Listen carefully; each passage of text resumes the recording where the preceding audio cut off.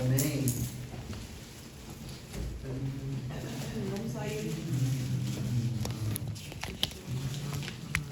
Amém. Então, bom dia, família. Bom dia. Então, claro, é um privilégio poder estar aqui com vocês hoje, poder pregar a palavra de Deus. E amanhã é o Dia da Mulher Moçambicana.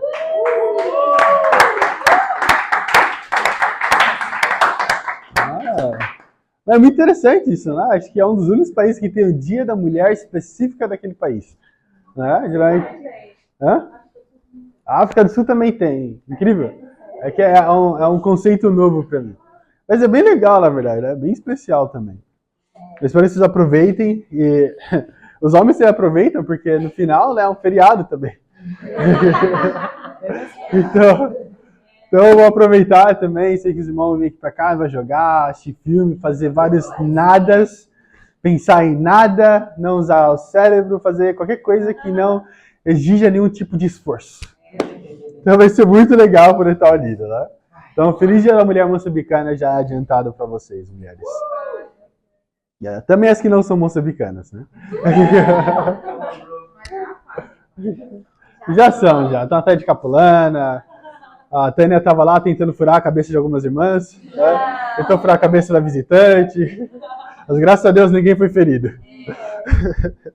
Eu estou muito grato que a Tânia foi lá fazer os trem da cabeça. É turbante, não? Isso. Mas sabe, a gente vai começar uma nova série, né, chamada How Does God See Us? Então, como Deus nos vê. Né? E eu estava pensando, né, realmente, uma das maiores dificuldades como discípulo, ou então como pessoa, é acertar a verdade da Bíblia sobre quem nós somos. Sobre quem podemos ser e sobre quem Deus acredita que sejamos. Acredito que até mesmo através de estudos bíblicos a gente tenta ajudar as pessoas a terem a verdadeira visão de Deus, né, de quem Ele é, mas também de como Deus vê você mesmo. A Bíblia fala que uma das formas que a gente batalha contra Satanás é estar sóbrio. Então ter uma visão sóbria de si mesmo. Entender, não distorcer os fatos. O que significa que se você não está realmente com essa visão correta, você não vai conseguir lutar contra ele. Então por isso é tão importante. E claro, acho que desde que eu me tornei um discípulo, eu sempre gostei muito de escrever estudos bíblicos, né, para me ajudar a passar em situações difíceis que eu estava passando na minha vida. Né, seja com orgulho, ou então com rebeldia, ou então com pureza, ou então seja lá que for, com mentira. Com todas essas coisas, eu sempre gostei muito de criar vários estudos bíblicos para me ajudar em áreas específicas do meu coração. E aí, acabou que um dia eu mexi com mais de 50, 60 estudos que eu tinha escrito. Eu falei, nossa, esses são muitos estudos, são muita coisa que eu escrevi, né?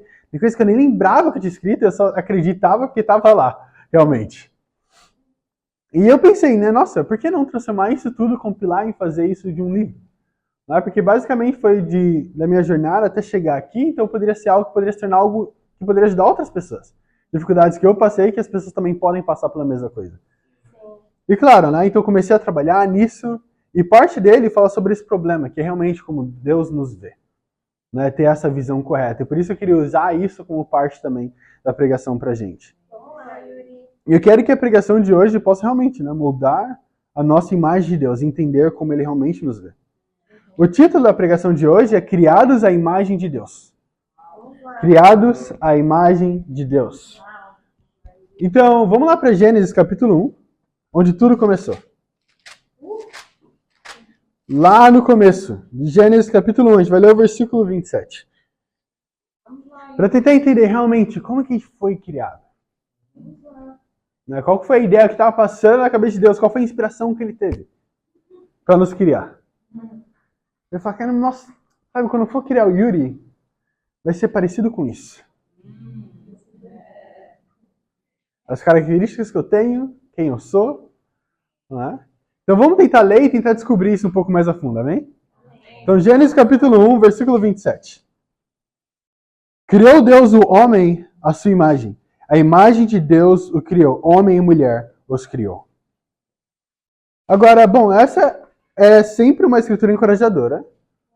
Porque ela basicamente nos mostra qual foi o plano usado, o plano original usado para nos formar. Sabe, eu gosto de acreditar que eu sou, de certa forma, um artista. Né? Um criador também. Então, mesmo que eu não desenhe, ou então faça coisas desse tipo, pinturas, mas eu gosto muito de música. E também é uma forma de arte, né? Uma forma de criação. E eu tenho certeza que para qualquer tipo de obra de arte, você precisa ter uma inspiração. Se você quer ter uma obra de arte que tem algum significado, você precisa sair de algum lugar. Certo? Tem que ter um significado profundo para você. Nossa, por que eu vou fazer isso? No que eu vou me inspirar? E de onde saiu toda essa inspiração? E aqui ele fala que essa obra de arte que é eu e você, a inspiração dele para me criar foi a coisa mais linda, incrível, inteligente e valiosa que poderia jamais existir. E foi ele mesmo, Deus. Quando ele foi me criar, ele falou, no que eu posso ser inspirado para poder criar o Yuri? Para criar o José, o Malagi, a Samara, a Tânia, a Bruna, o que eu posso me inspirar? Em mim mesmo.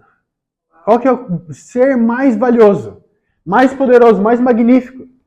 Onde a Bíblia não pode nem mesmo cauterizar e colocar o tanto números no suficiente de suas características. Eu mesmo. E aí ele vai lá e escolhe ele mesmo como ser a inspiração da sua obra de arte. Agora imagine isso, a gente foi feita a imagem dele. Mas então, por que a gente peca? Por que nós iríamos cair em pecado? Por que então a gente faz tantas coisas que vão contra a sua palavra? E muitas vezes não apenas contra a sua palavra, mas até mesmo contra o seu próprio ser. Coisas que realmente não lembrarão em nada quem ele é. Como que a gente chegou lá? Como que em algum momento, o que aconteceu no meio do caminho que fez com que nós parássemos de buscar realmente a imagem de Deus e mudássemos essa imagem, distorcemos ela?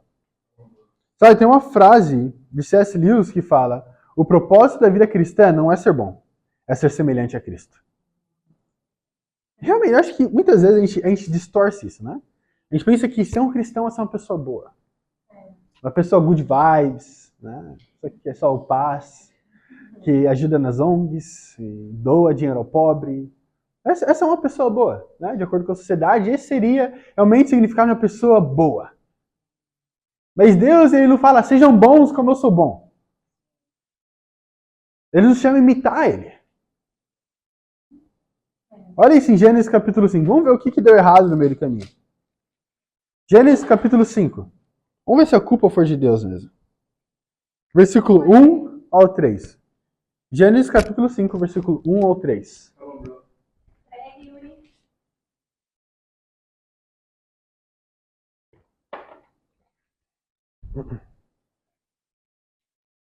Gênesis capítulo 5, versículo 1 ao 3 diz assim: este é o registro da descendência de Adão.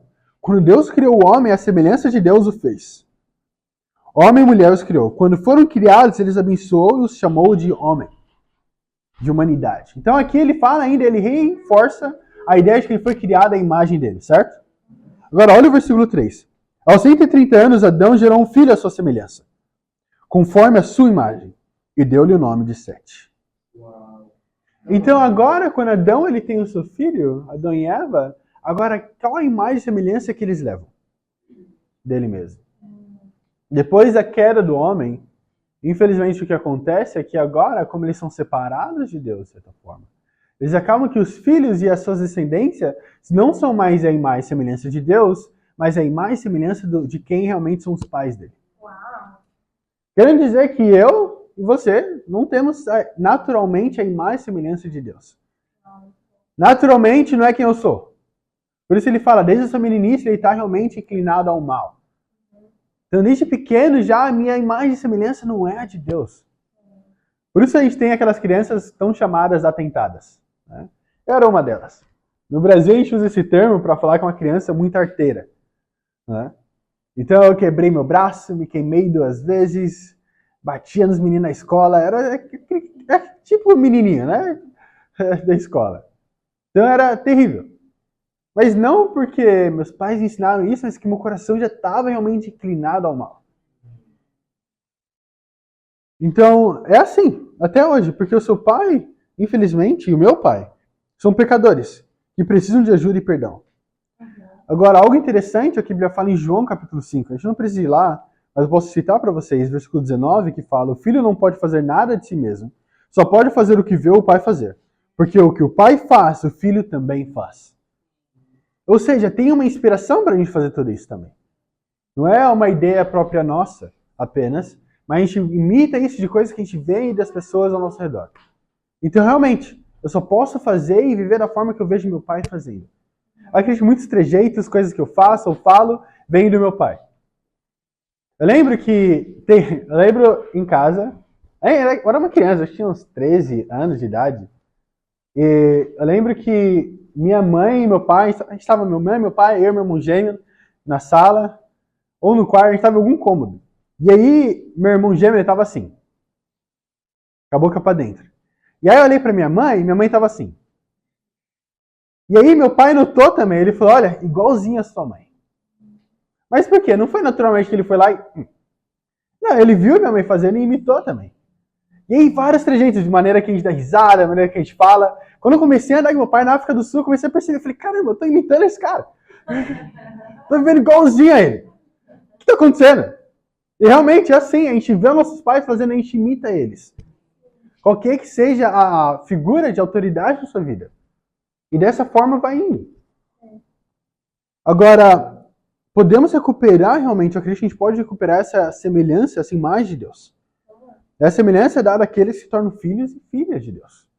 Porque a gente pode começar a imitar o nosso Pai. Agora, vamos lá para 1 João 3. Olha que incrível a Escritura. Também sobre sermos filhos de Deus. Então, em 1 João, capítulo 3.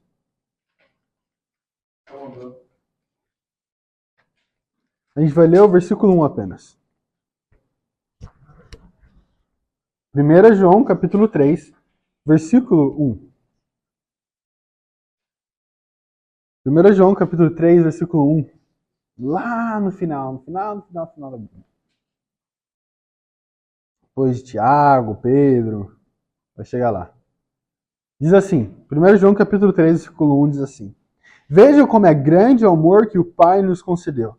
Sermos chamados filhos de Deus. O que de fato somos. Por isso o mundo não nos conhece, porque não o conheceu. Olha isso, ele fala, veja como é grande o amor que o Pai nos concedeu. Sermos chamados filhos de Deus. Então, realmente, olha isso, ele fala que o amor que a gente recebeu do Pai foi se ter a honra de ser chamado filho de Deus. Agora, obviamente, isso não acontece do nada. Né? Tem um ditado que é muito comum no Brasil, fala, somos todos filhos de Deus. Nós não somos todos filhos de Deus. Somos todos criaturas de Deus. Agora, tem algo que a gente pode fazer para se tornar filho de Deus. A gente vê isso em Marcos. A gente pode ir lá para Marcos capítulo 1, versículo 9. Aqui é quando Jesus Cristo ele vai ser batizado. Vamos lá, Yuri. Então, infelizmente, não somos todos nós filhos de Deus. Porque se um filho só pode fazer o que vê o pai fazendo, então por que temos tantas guerras, fomes, né, assaltos, sequestros? Esses também são filhos de Deus? Esses também estão fazendo o que viram o pai fazer? Então olha isso. O que a pessoa tem que fazer para poder se tornar do filho de Deus? Marcos capítulo 1, versículo 9. Marcos 1, 9. Diz assim. Naquela ocasião, Jesus veio de Nazaré, da Galiléia, e foi batizado por João no Jordão. Assim que saiu da água, Jesus viu o céu se abrindo, e o Espírito descendo como pomba sobre ele. E então veio dos céus uma voz, Tu és o meu filho amado, em ti me agrado. Uau! Então o que acontece aqui? Fala que Jesus Cristo ele é batizado. Isso é muito importante porque ele é chamado de filho de Deus. Esse é meu filho amado em quem me agrado. Isso é verdade para todo discípulo batizado.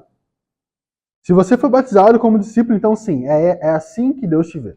Antes de você batizar qualquer pessoa, antes de liderar qualquer coisa, Deus já dizia que tinha prazer em você. É assim que ele te vê. Isso é um pouco difícil de acreditar, não? Pelo menos para mim. Isso aí para mim foi muito difícil.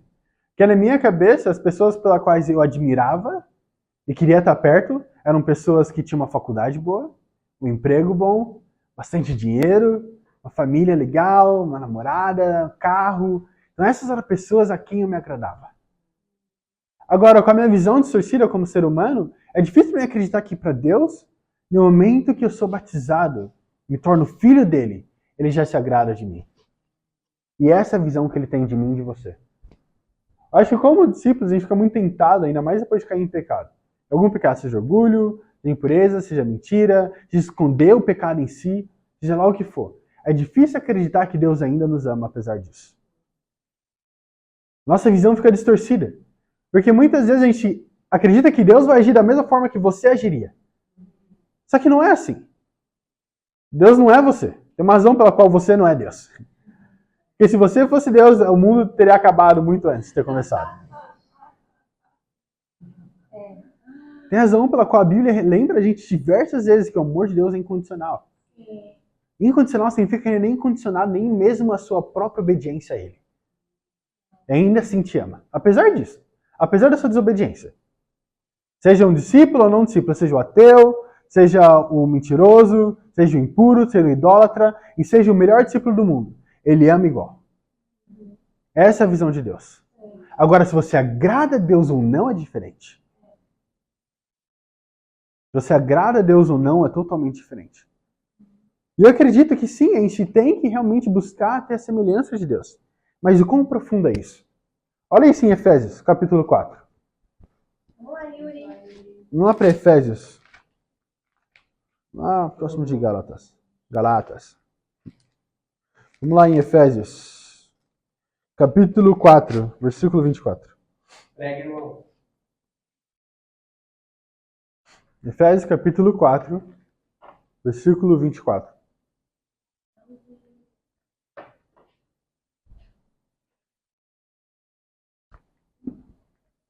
4:24 diz assim: a revestir-se do novo homem, criado para ser semelhante a Deus, em justiça e em santidade, provenientes da verdade. Então a Bíblia fala que a gente foi criado para ser semelhante a Deus. Essa foi a razão da nossa criação, a gente foi criado para realmente imitar Ele. Agora o que acontece é que a gente quer fazer a gente quer improvisar, levar minha vida da maneira que eu quero levar. Isso aconteceu desde o começo da Bíblia. A gente foi criado desde o começo da nossa criação para realmente imitar o nosso Criador. Para ser igual a Ele. Para ser realmente a imagem e semelhança dele. Ele queria que você continuasse realmente como esse ser tão valioso. Mas aí o que acontece é que o Yuri vai lá e escolhe o pecado ao invés de Deus. Sabe, tem uma frase de Timothy Keller que diz: a sua identidade não está no que você faz, mas em quem Deus diz que você é. A sua identidade não está no que você faz, mas em si em quem Deus diz que você é. E isso é importante.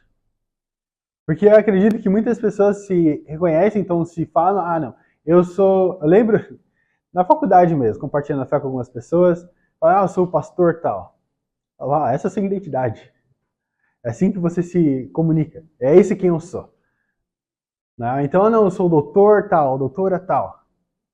E muitas pessoas, elas acreditam que essa é a identidade delas. Porque esse é o bem mais valioso delas. Agora, imagina se o bem mais valioso fosse realmente ser chamado filho de Deus. E as pessoas andassem por aí falando, eu sou filho do Altíssimo. Eu sou filho de Deus Todo-Poderoso. Essa é a minha identidade. Porque, assim, sabe o rei lá de Londres, do United Kingdom? Reino Unido, obrigado. Se eu fosse um príncipe, eu sairia para todo lado falando para todo mundo que era o príncipe. Por quê? Porque é algo valioso. Todo mundo conhece. A pessoa fica olhando e fala, nossa, é o príncipe Harold. É a rainha Elizabeth. E é algo tão valioso, mas ainda assim, quando a gente tem algo ainda mais valioso do que qualquer coisa, ainda assim a gente prefere usar as outras identidades que o mundo dá. E por isso, no final, a gente acaba segurando as coisas que não têm tanto valor. Segurando de forma realmente como se nada pudesse tirar de você. Relacionamentos, títulos. E aí, quando essas coisas são tiradas, parece que o mundo acabou. Eu tenho certeza absoluta que o Príncipe Harold, no momento que, sei lá, apreendam um carro dele, ele não fica triste de falar, perdi meu carro. O cara ainda é um príncipe. Imagina, Deus vai lá, ele tira alguém da sua vida ou algo da sua vida, e a sua vida inteira acaba. Enquanto você ainda tem a salvação. Você ainda tem um privilégio de ser chamado filho de Deus. Vamos lá para Romanos, onde a gente vai tirar o nosso primeiro ponto. Romanos capítulo 8. Versículo 15. Romanos capítulo 8, versículo 15. O primeiro ponto é adotados pelo Espírito. Adotados pelo Espírito. Romanos capítulo 8, a gente vai ler do versículo 15 ao versículo 17. Romanos 8, 15 ao 17. Estão lá? Ótimo. Diz assim: pois vocês não receberam o Espírito que os escravize para novamente temerem, mas receberam o Espírito que os adota como filhos, por meio do qual chamamos Abba Pai. O próprio Espírito testemunha o nosso Espírito que somos filhos de Deus. Se somos filhos, então somos herdeiros, herdeiros de Deus e cordeiros com Cristo, que de fato participamos do seu sofrimento, para que também participemos da sua glória. Então, realmente, o Espírito que a gente recebeu não é para nos fazer escravo novamente, mas para dar uma verdadeira liberdade, porque agora a gente pode ser herdeiros de Deus e cordeiros com Cristo. E ele fala que esse Espírito ele nos adota, o que clama Abba Pai. Então, realmente, a gente é adotado pelo Espírito. Agora, isso é muito legal para pensar. Isso, para mim, ainda é um pouco maluco pensar que a gente é cordeiro com Cristo. Pensar que podemos participar de algo tão grandioso quanto a família de Deus. E sabe quem está nessa família? Jesus. Olha que loucura. Ele está nessa família. Ele faz parte. Tem uma frase do Max Lucado, que é um escritor. Ele fala, se Deus tivesse uma geladeira, sua foto estaria nela. E é bem legal. Eu li isso, mas é verdade, né? E, geralmente eles colocam a foto da família na geladeira. Fala, se Deus tivesse uma geladeira, sua foto estaria nela. Eu falei, nossa, que incrível. Imagina isso. Parar pra pensar que a minha foto estaria na geladeira de Deus. Mas sabe por que as pessoas fazem isso? Porque elas não têm vergonha de quem tá na família delas. Elas não vão esconder. Por isso, quando você entra numa casa, tem lá as fotos dos filhos, das filhas, do marido, da esposa, e todo mundo lá espalhado pela casa. Porque a gente não tem vergonha de mostrar quem é a nossa família. Da mesma forma, Deus, ele não se envergonha de ter você como filho. Muitas vezes eu acho que acontece, né? Eu fico com tanto e tanto pecado que quando eu vou tentar fazer algo para Deus, eu fico com vergonha de fazer. Eu fico com vergonha de tentar acabar machucando o nome de Deus. Não, ele não quer que eu faça algo a mais por ele. Ele não quer que eu vá e tente crescer e viver esse sonho para ele. Porque eu sou alguém tão impuro, alguém tão imperfeito. Mas essa não é a realidade. Eu acredito que Deus não tem vergonha de mim nem de você. Ele te escolheu por uma razão.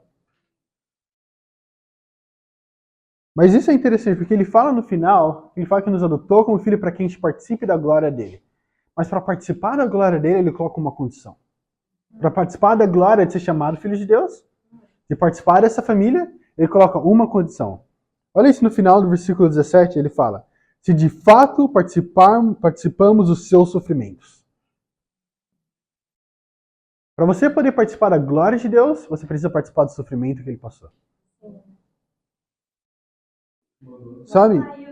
Não, sabe, sendo filhos e filhas de Deus, vamos participar do seu sofrimento também. Quando você é filho e seus pais passam por algo difícil, você sente também. A situação difícil em casa, você não se separa deles, e agora eles estão passando por um momento difícil e eu não. Você também passa por isso. E agora, qual que é esse momento difícil que a gente pode passar? Esse sofrimento que a gente pode passar? Jesus Cristo veio para a Terra e sofreu muito. Agora vamos deixar até mesmo isso de lado. Olha isso, vamos lá para Ezequiel. Vamos ver outro sofrimento que Jesus Cristo, que Deus, ele sofre. Ezequiel capítulo 18, Antigo Testamento.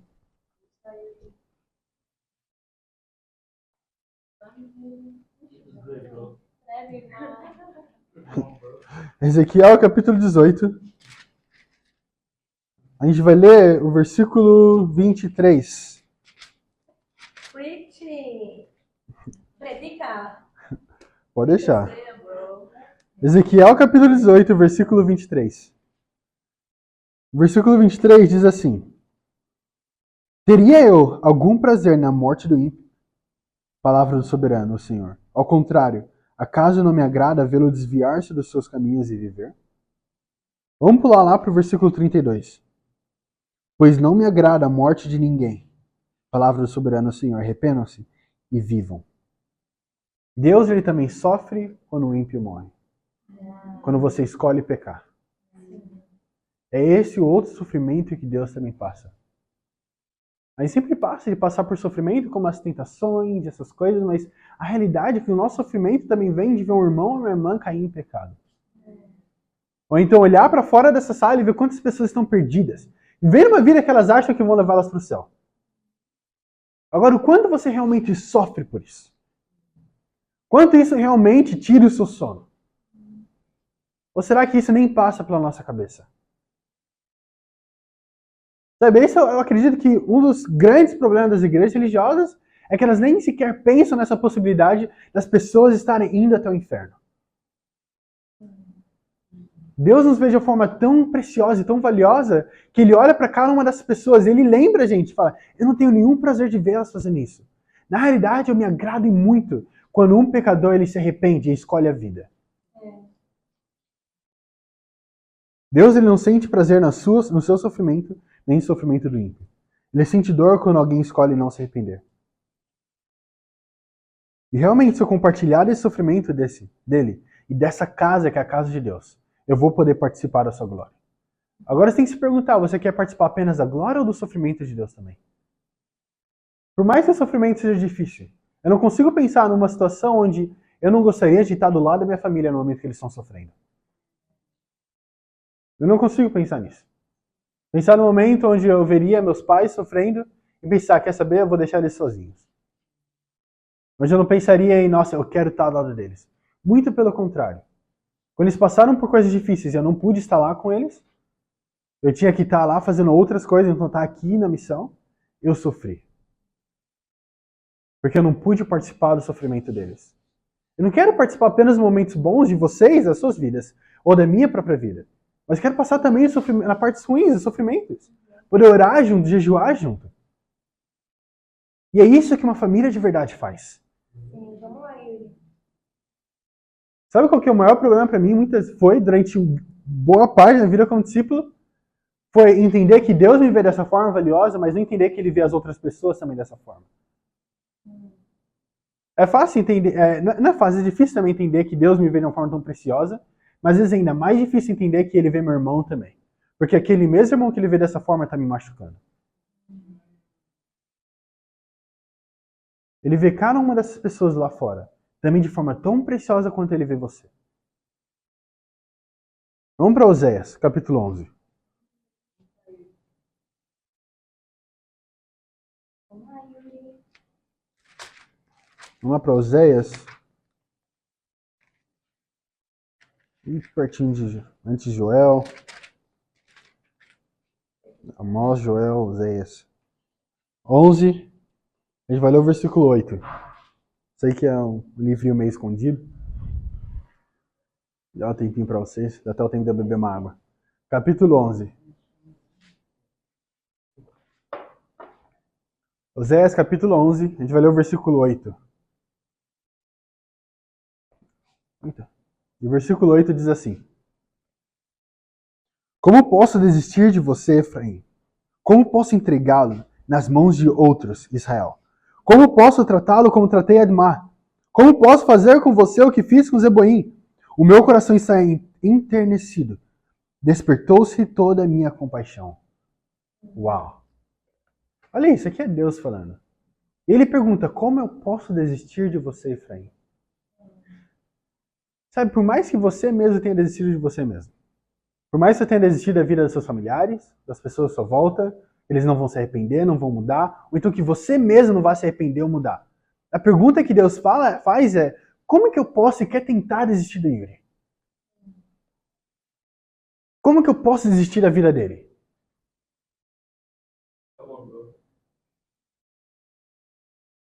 Como eu posso entregar você na mão de outros, Israel? E eu fiquei pensando, realmente, nossa, Deus ele nos ama tanto e quer ter tanto a gente com ele, do ponto onde ele não está nem disposto a entregar a gente na mão de outras pessoas. E por isso ele tira muita coisa da gente. Porque a gente quer ir para essas mãos. Eu quero idolatrar meu trabalho, minha faculdade, minha família, e eu mesmo vou buscar essas coisas. Esse é o meu coração. E aí Deus ele tira e corta essas coisas da minha vida, porque ele não está disposto a me entregar nas mãos delas. Porque ele sabe que é o caminho para a destruição. Agora, funciona da mesma forma que a adoção funciona. Se a criança não quiser ir, eles não vão deixar ela ir. Por mais que ele queira adotar. Por mais que ele queira estar lá com a gente. Ainda assim, ele não vai forçar você a ser o filho dele. Ainda é sua escolha. Por mais que ele te ame, queira estar lá com você, ainda assim ele não força ninguém a viver como discípulo. E acredito, né, que a Bíblia fala, nos chama de filhos adotivos. E realmente, um filho adotivo, ele acredita que todo mundo já desistiu dele. Uma das maiores características da adoção. Por mais que seja realmente um ato nobre da pessoa que está adotando, ainda assim no coração da criança é como se o mundo tivesse desistido dele. Inclusive Deus. Porque é isso que nos mostra, né? Estar em um orfanato. O nosso orfanato é o planeta Terra, onde estamos com tantos órfãos em volta da gente. E Deus, ele quer nos adotar para nos fazer filhos e filhas dele. Agora, cada uma das pessoas que estão lá de fora dessa sala estão à busca de um lugar onde elas possam pertencer. De um pai que vai estar com elas até o final e não vai abandonar elas. Sabe, como criança, eu já compartilhei com vocês em momentos onde eu me sentia abandonado ou deixado de lado. Né? Os meus pais eles tinham trabalhos que demandavam muito deles. Então eles saíam super cedo e voltavam muito tarde. Minha mãe com o salão de cabeleireiro dela, meu pai com a contabilidade, a igreja. Então era muita coisa que eles tinham que fazer e ficavam lá de fora. Agora, mais adulto, eu entendo, né, que eles estão fazendo isso pelo meu próprio bem. Mas ainda assim, eu me sentia como se tivesse deixado de lado. Como se tivesse sido abandonado. Agora, imagina uma criança adotada. Não num orfanato. E esse é o sentimento que as pessoas têm, como se o mundo tivesse desistido delas. Deus realmente fala, como posso desistir de você? E eu acredito que Deus até no seu último respirar não vai desistir de você. Se você ainda está vivo, é porque Ele acredita que você ainda pode mudar. Que ainda tem esperança para você mudar. O único que pode mudar e está no caminho disso é você mesmo. Engraçado o suficiente é que nem mesmo Satanás pode impedir você de se arrepender. É você, é a sua escolha. Segue, Yuri, muito bom. Quando Pedro, no Atos capítulo 2, chama as pessoas, né, e começa a pregar para elas, ele fala, arrependam-se. Ele chama eles a se arrepender. Não chama, Satanás, sai do caminho deles. Não. Ele entende que é uma resposta sua. É uma decisão sua. Específica. Mas sabe qual que é o problema? É que, infelizmente, Deus não é o único que está adotando. Ele não é o único que está saindo em volta querendo adotar pessoas. Satanás também está adotando pessoas. Ele oferece um falso senso de liberdade e pertencimento. Ele quer que você faça parte da casa dele. Onde ele realmente lidera. Mas no fundo é uma prisão disfarçada de liberdade. É uma prisão disfarçada de liberdade. Ele nos oferece uma liberdade que nos aprisiona, dizendo que podemos fazer tudo o que quisermos, sem consequência nenhuma. Mas essa liberdade, na verdade, nos afasta da verdadeira vida, que só em Deus a gente pode encontrar. E realmente, ele tenta fazer a gente acreditar nisso. Como em João capítulo 8, versículo 33. Quando Jesus ele prega para os judeus que haviam crido nele, e fala que eles seriam libertos, qual que é a resposta deles? Ele fala para eles, como que a gente pode ser liberto se a gente nunca foi escravo? Agora, o que é isso? Alguém está enganado no senso de escravidão. Eles já tinham sido escravos. O povo de Deus foi escravo diversas vezes, por outros povos. E agora Jesus Cristo não estava nem falando da escravidão realmente física, mas espiritual. E nem isso eles conseguiam ver. E aí Satanás faz, ele dá esse falso senso de liberdade. Então na cabeça deles o que acontecia? Eles já estavam libertos. Então que bem há em estar com Jesus? Porque eu já estou liberto. Eu já sou independente, eu faço o que eu quero. Porque esse é o meu senso de liberdade. Olha isso, vamos lá para João 8, mas a gente vai ler o versículo 44. Vamos, Yuri. João capítulo 8, versículo 44.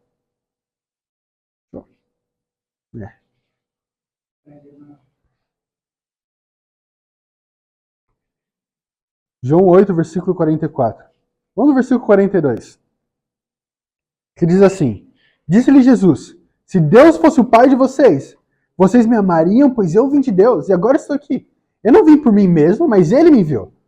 Porque a minha linguagem não é clara para vocês, porque sou incapaz de ouvir o que eu digo.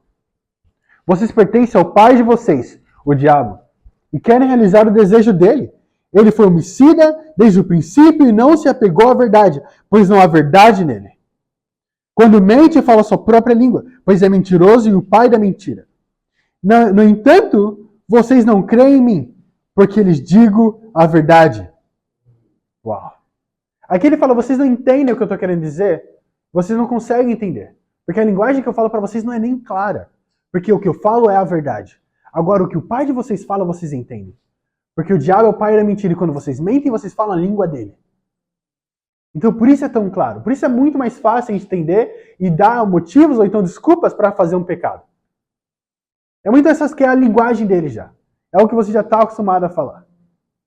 Agora, quando a linguagem de Deus, o arrependimento, chama abrir mão de algo, é muito difícil fazer sentido.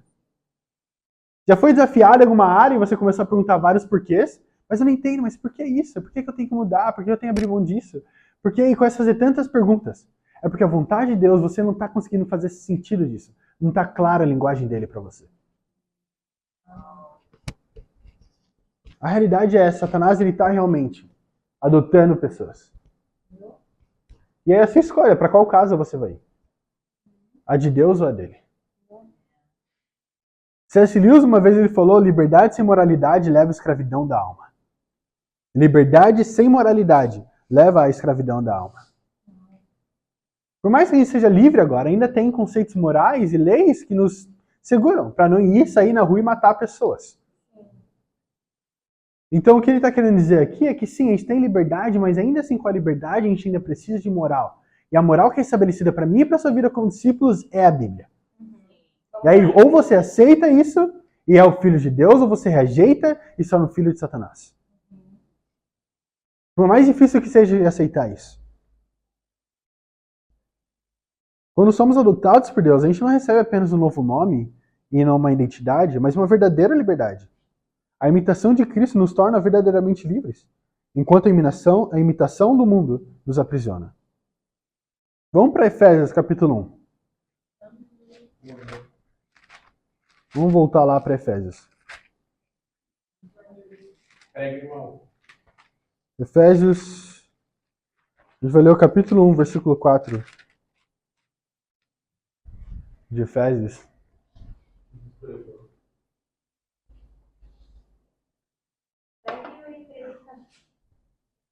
Efésios capítulo 1, versículo 4 ao 5.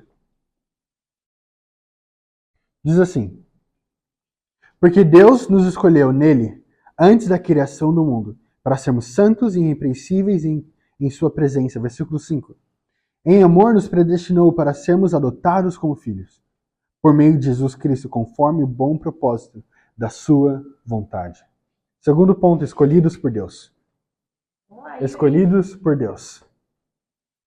Nós somos sim filhos adotivos, como essa escritura até mesmo reforça pra gente. Mas não apenas isso, ele fala que a gente é escolhido. O que ainda faz mais sentido. Porque aqui as coisas ficam ainda mais interessantes, né? Você só adota alguém que você realmente quer. Ele não vai lá no centro de adoção e você escolhe me dá qualquer um aí. Não é assim que funciona.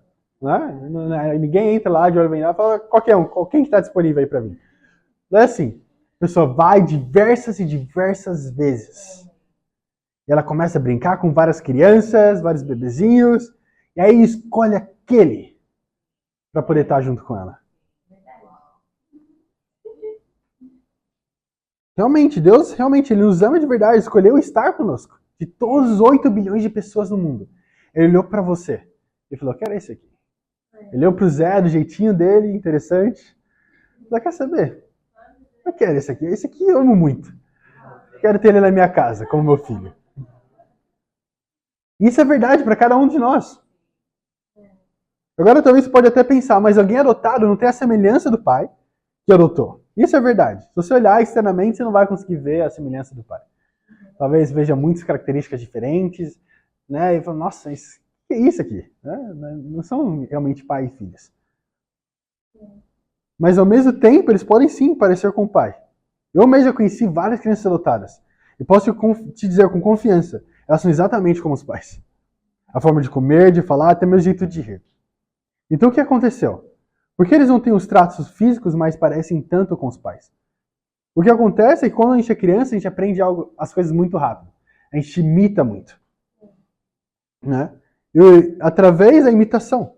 A gente copia tudo que vê. Passamos tanto tempo juntos com nossos pais que acabamos pegando traços deles. Então eu vou te dar um exemplo bem comum. Você já esteve num país que tem um sotaque diferente? E aí, depois de um tempo, você acaba adotando algumas coisas do sotaque deles. Ou então gírias. Né? Você interage tanto com aquele país que você começa a ter as gírias deles. Do nada você está falando tipo, Malta, sítio, chávena. Essa é difícil. Mas o que aconteceu então? Com tanto tempo passando junto, você acaba pegando todos esses traços. A gente acaba copiando tudo que a gente vê. E acaba tendo. E o que acontece em muitos casos, até mesmo você aprende um idioma inteiro novo. Um exemplo grande disso é a Bruna.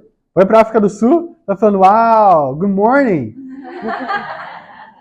Depois de 2 anos lá, aprendeu uma língua inteira nova. 1 ano. 1 ano e alguns meses, né? E 1 mês. Tudo isso é uma fruta de uma coisa, tempo junto. Você quer parecer com seu pai? Tem que passar tempo com ele. Você tem que passar tempo com ele. E eu acredito, piamente, que apenas o seu tempo com Deus, o devocional de manhã, não é o suficiente. Se eu passasse apenas 1 hora de manhã com os meus pais, eu não teria pego os traços deles. Talvez teria pego os traços do meu professor, meus amigos da escola, mas não os do meu pai. Pelo fato de eu passar tanto tempo com eles, viver com eles e tudo mais, acontece que eu pego os traços dele. Da mesma forma com Deus. Se eu quero aprender a falar a língua dele, eu preciso me inserir naquela sociedade dele. Falar a língua dele dia em dia, ficar só ouvindo a voz dele. O dia inteiro, lá, de novo. Até chegar no momento onde a voz é clara para mim. Uau. Realmente, faz sentido porque Jesus nos chama para ser como crianças em Mateus 18, 2 ao 3. E se isso não fosse bastante, em João 3, ele nos chama para nascer de novo, como um bebê recém-nascido. E o que um bebê faz, ele escuta e imita. E a gente sempre fala sobre a pureza das crianças. Isso sim, isso é real. Mas eu acredito que o maior destaque é que uma criança só faz o que vê o pai fazendo. É verdade. Ele sabe, é incrível isso, ele sabe exatamente quem é o pai. Um bebê. Sabe, eu lembro dos bebês assim nascidos da minha irmã. E eu tinha muito medo de segurar aqueles bebês assim nascidos. Que é molenga, a cabeça é rachada. Nossa, que bizarro. E ela vai, normalmente, né, vai fechando com o tempo, como se isso fosse normal. Só Deus mesmo fazer uma coisa dessa. Fazer uma criança com uma cabeça rachada. Mas amém. Aí tá lá o bebezinho, né? E eu lembro da minha irmã, ela você quer segurar? Eu falei, não vou segurar esse bebê até ele ficar mais durinho. Né? Até ele conseguir ficar, né, negocinho assim, né? Engateando, seja lá o que for. Mas assim, molenga desse jeito eu não seguro. Mas amém, vamos passar isso. E aí ela aprendeu, a Lorena, que foi a primeira, aprendeu a falar pai. Eu lembro dela olhando pro Danilo, o pai dela, falando pai. Aí eu chegava perto dela, ela não falava pai pra mim, não falava pai pro meu irmão, pro vô dela, não falava pai pra ninguém, apenas pro Danilo. Aquele é um bebê recém-nascido, mas sabe exatamente quem é o pai. Mas por que passa tanto tempo junto? Fica lá, o Danilo é o pai mais babão do mundo. Ele ficava lá em cima, o que é o papai, o que é o papai? Ficava lá falando. Ela realmente ia aprender. Mas ficou gravado. Mas da mesma forma, eu acredito que Deus também é aquele Deus babão, realmente. Fica em cima da gente, o dia inteiro, dando sinais da presença dele. Nos direcionando a cada passo que a gente dá. Querendo estar e passar tempo de qualidade com a gente. Mas e se a gente, como adolescente rebelde, ficar julgando ele de lado, não quer nem ser visto perto dele, o que vai acontecer? Você acaba pegando a aparência de qualquer outra coisa. Sabe, se você luta conforme como se enxerga, tenta lembrar disso. Deus olhou para o mundo inteiro e viu pessoas como ovelhas sem pastor, como fala em Marcos 6,34. Mas mesmo assim, ele escolheu te adotar. Eu imagino os pais de uma criança adotada entrando em um orfanato e vendo todas aquelas crianças. E mesmo que com o coração partido, querendo levar todas elas. Mas ainda vendo aquela criança que faz o coração dele realmente palpitar. E escolhendo aquela. Imagina isso. De todas as crianças, você é a criança que fez o coração de Deus brilhar. Fala, eu quero levar esse. Mesmo que todas elas, meu coração realmente corte e doa por elas. Eu quero muito ter essa, como meu filho e como minha filha. E assim que eu vejo Deus, quando ele me viu no meio da multidão, como fala em Salmo 106, versículo 44. fala que ele viu minha aflição e ele me escolheu por conta do grande amor dele. E eu acredito que é exatamente assim. Deus, ele olha para o mundo, ele vê a aflição. E a Bíblia fala que ele relenta, ele segura realmente o que a gente merece, que é a destruição, por conta do grande amor dele. Olha isso em Ezequiel, versículo 34.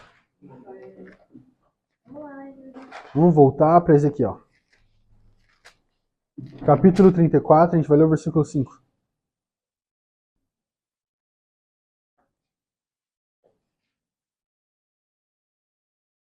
Versículo 5 ao 6. Ezequiel 34, versículo 5 diz assim: Por isso elas estão dispersas, porque não há pastor algum. E quando foram dispersas, elas se tornaram comida de todos os animais selvagens. Versículo 6. As minhas ovelhas vaguearam por todos os montes e por todas as altas colinas. Foram dispersas por toda a terra, e ninguém se preocupou com elas, nem as procurou. Essa é a visão que Deus tem lá do céu. De ver ovelhas que estão dispersas pelo mundo inteiro. De que ninguém se preocupou com elas. Ele fala que diversos animais selvagens iam e devoravam elas. E é realmente a imagem que Pedro ele coloca em 1 Pedro, que fala que Satanás é como um leão, está procurando a quem devorar. E é exatamente a mesma imagem que Ezequiel pinta aqui. Falando que realmente somos ovelhas perdidas, andando, vagueando pela terra, onde vários animais selvagens vão e nos devoram. E fala que ninguém se preocupou. Mas sou grato que Deus, ele pôde olhar para a terra e se preocupar o suficiente comigo, para escolher como discípulo dele. Realmente, como filhos adotivos, não havia ninguém além de Deus à nossa procura. Não havia ninguém além de Deus que queria realmente mudar a sua história para melhor, te dar a vida eterna. Então, eu sou muito grato pelas pessoas que estudaram a Bíblia comigo, mas eu acredito que nem mesmo elas queriam que eu fosse salvo tanto quanto Deus. Nem mesmo minha família, meus pais, se querem, eu tenho certeza absoluta que eles querem tanto que eu seja salvo. Mas nem mesmo eles queriam tanto quanto Deus. E esse é o ponto. Se você entende isso, você entende o tamanho do amor de Deus, o quão especial você é aos olhos dele, então por que não mudar? Realmente é bem simples. 2 casas. Tem o poder de fazer uma escolha. O desafio é esse, em Salmo 139. Um dos meus salmos favoritos. Salmo 139. A gente vai ler o versículo 13.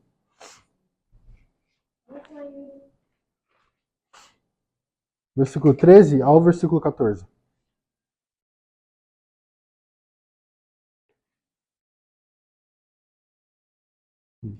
Uau.